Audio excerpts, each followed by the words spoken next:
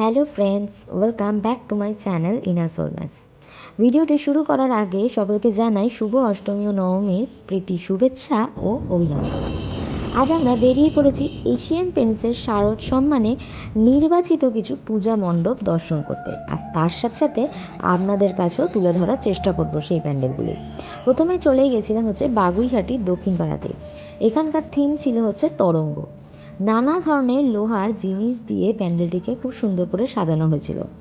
আমাদের দৈনন্দিন ও নিত্য প্রয়োজনীয় যে জিনিসপত্রগুলো রয়েছে, যেমন লোহার রড, শিক এবং টিন দিয়ে প্যান্ডেলটিকে অতীব সুন্দরভাবে সাজানো হয়েছিল।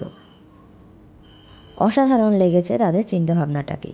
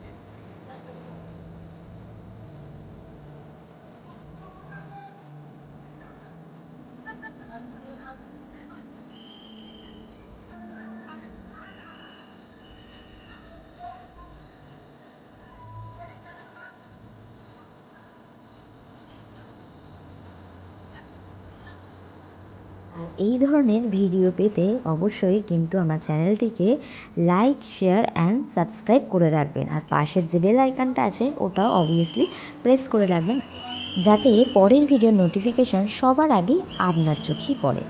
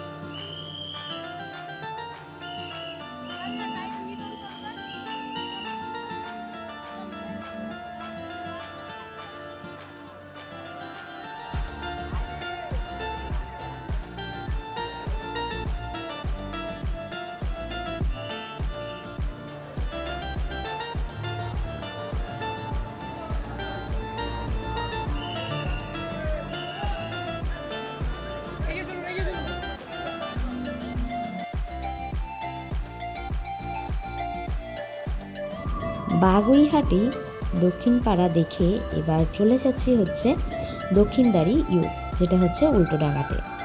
সেটার থিম ছিল সিংহ বাহিনী।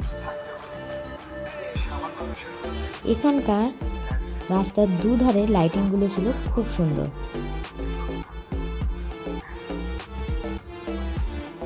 আর এখানে তপন সিনহা ফিল্ম ইন্ডাস্ট্রিটার কিছু সেট তুলে ধরেছে। আর ভিতরে ঢুকলেই দেখতে পাবেন যে এখানে পুরোটাই ড্রোনের মাধ্যমে কিছু কিছু জায়গা তৈরি করা হয়েছিল। খুব সুন্দরভাবে সেই ফোকাসগুলো বা সিনেমাগুলোকে আমাদের দেখানো হয়েছিল। আর এখানের একটা আইকনিক ভিনটেজের বাসও রাখা হয়েছিল, যেটা পুরনো দিনে হাওড়া থেকে বালিগঞ্জ অবধি চলত।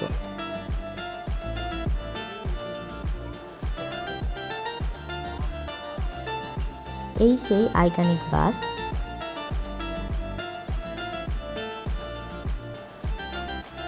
তো যারা এক কথায় সিনেমা প্রেমী, তাদের কাছে কিন্তু এই প্যান্ডেলটা খুবই ভালো লাগবে। এটা মেনলি ফিল্মের ওপরই তৈরি হয়েছিল।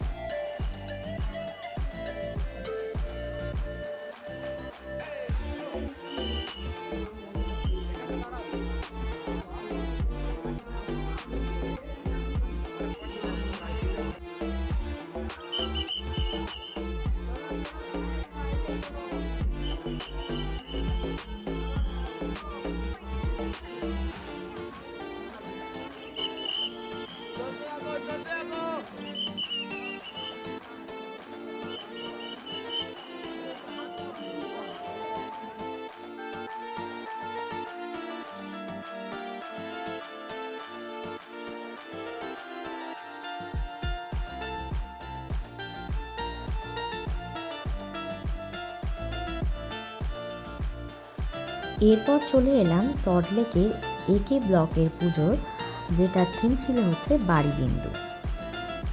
প্যান্ডেলের বাইরের সাইডটা পুট্টি দিয়ে তৈরি হয়েছিল এবং ভেতরটা ঢুকলে আপনারা বুঝতে পারবেন যে তাদের কী রকম চিন্তাভাবনা।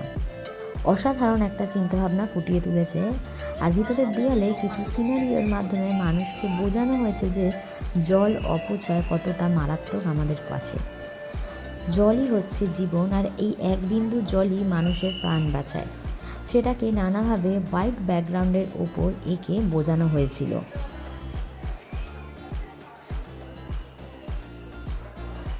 আর এখানে জল ভর্তি কিছু হাঁড়ি, কলসি, বালতি ছিল। তার মধ্যে জলের ড্রপ এসে পড়ার ফলে একটা সুন্দর ঢাকের মৃদু ধ্বনি তৈরি হয়েছিল। এটা হয়তো আপনারা ঠিকভাবে শুনতে পাচ্ছেন না, তবে সামনে যারা পূজা মণ্ডপে গেছে তারা কিন্তু অবশ্যই শুনতে পেয়েছে। এখানে এত কোলাহলে আওয়াজটা ঠিকভাবে কানে ভেসে আসছে না। আমার এই চিন্তাভাবনাটা খুবই ভালো লেগেছিল। আর ভিতরে যে মা দুর্গার মূর্তিতেও ছিল সেটাও বেশ ইউনিক লেগেছিল। খুব ভালো একটা থিম দেখে এসেছি এটা।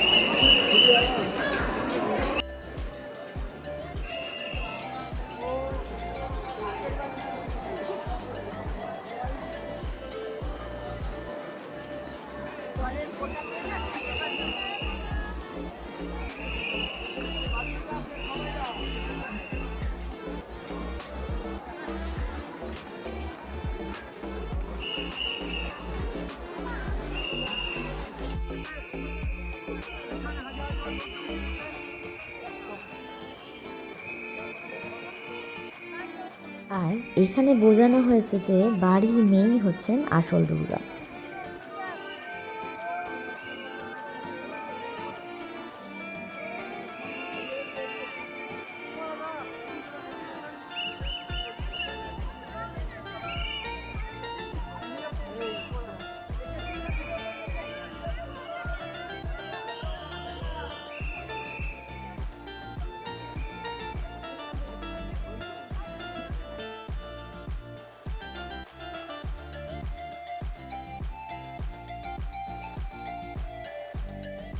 এরপর চলে এলাম কাশী ভোসলেনের থিম পুজোতে। সেটার থিম ছিল হচ্ছে রত্নগর্ভা। আর এই প্যান্ডেলটি মেনলি হাইলাইটেড হয়েছিল মেয়েদের সতীদাহ প্রথা এবং চাইল্ড ম্যারেজের এগেনস্টে। তাই এখানে রাজা রামমোহন রায় এবং বিদ্যাসাগরের কৃতিত্ব তুলে ধরা হয়েছে। বিদ্যাসাগর মহাশয় যে উইডো রিম্যারেজ নীতিটি প্রথম চালু করেছিলেন সেটাও এখানে খুব সুন্দর করে দেখানো হয়েছে। তো এক কথায় এই প্যান্ডেলটিও বেশ ভালো নজর কেড়েছে, আর আপনাদেরও ভালো লাগবে অবশ্যই। তো প্যান্ডেলটি ভালোভাবে দেখতে থাকুন, আশা করি কিছুটা হলেও আপনাদের বুঝতে সুবিধা হবে।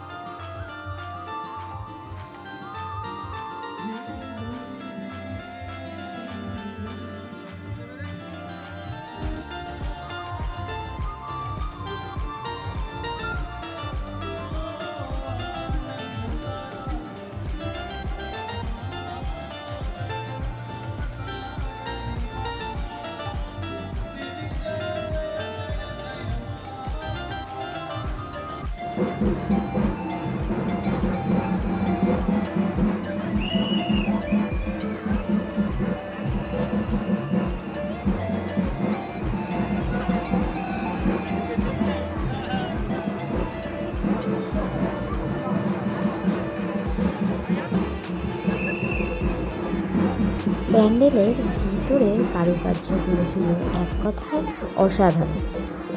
আমাদের দেশের জন্য যারা করে গেছেন তাদেরই কিছু ছবি দিয়ে এই প্যান্ডেলটিকে খুব সুন্দর করে ভেতরটাকে কারুকার্য বা নকশিত করা হয়েছিল।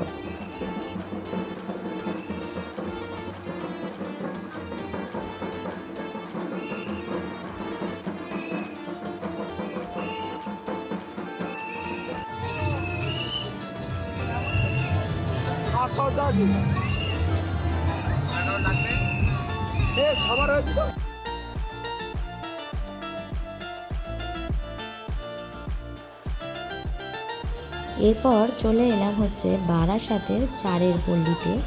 আর এইখানকার থিম ছিল হচ্ছে শিবশক্তি।